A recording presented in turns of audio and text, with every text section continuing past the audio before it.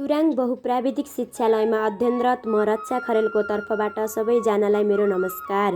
आज म हजुरहरूलाई पुदिनाको व्यावसायिक खेती सम्बन्धित केही जानकारी दिन गइरहेकी छु। पुदिना एक प्रकारको सुगन्धित जडीबुटी हो जसलाई आयुर्वेदिक उपचार, खाना पकाउने र सौन्दर्य प्रसाधनमा व्यापक रूपमा प्रयोग गरिन्छ। यसको वैज्ञानिक नाम मेन्था हो। पुदिना विभिन्न जातका हुन्छन् जस्तै जापानिज मिन्ट, पिपरमिन्ट र स्परमिन्ट। यसको पातहरू गाढा हरियो र गन्धयुक्त स्वादमा चिसोपन दिने खालको हुन्छ। पुदिना खेतीको लागि आवश्यक जलवायु। पुदिना समशीतोष्ण जलवायु मन पराउँछ। यसको लागि आदर्श तापक्रम 20 डिग्रीदेखि 30 डिग्री बिचमा हुनुपर्दछ। पुदिना खेतीका लागि वार्षिक 800 देखि 1200 मिलिमिटर वर्षा उपयुक्त मानिन्छ। पुदिनालाई राम्रो उत्पादनका लागि दिनभर मध्यमदेखि राम्रो घाम आवश्यकता पर्दछ। पुदिना समुद्र सतहबाट 600 मिटरदेखि 1500 मिटरसम्मको उचाइमा राम्रोसँग हुर्किन सक्छ। पुदिना खेतीका लागि माटोको आवश्यकता।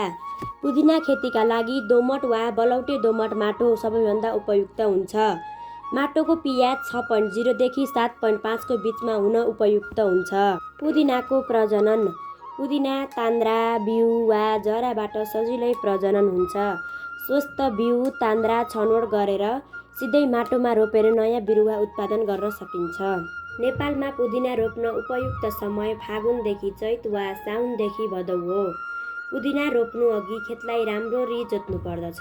पुदिना खेतीमा पहिलो सिँचाइ 5 देखि 7 दिनमा, त्यसपछि माटोको आवश्यकता हेरेर हप्तामा एक पटक हल्का सिँचाइ गर्नुपर्छ।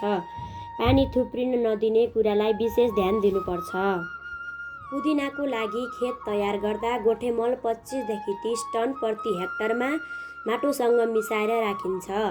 1 हेक्टरमा 80:50:40 केजी NPK राखिन्छ।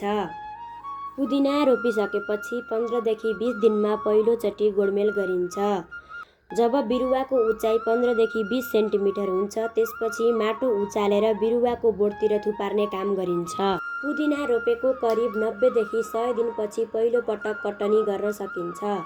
जब बिरुवाको करिब 30 देखि 40 सेन्टिमिटर अग्लो हुन्छ र पातहरू हरियो र सुगन्धित देखिन्छन् तब कटनी उपयुक्त हुन्छ।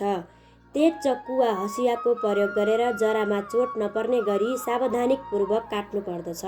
राम्रो व्यवस्थापन भएको पुदिना खेतीबाट औसत 20 देखि 25 टन प्रति हेक्टर हरियो पातहरू उत्पादन गर्न सकिन्छ।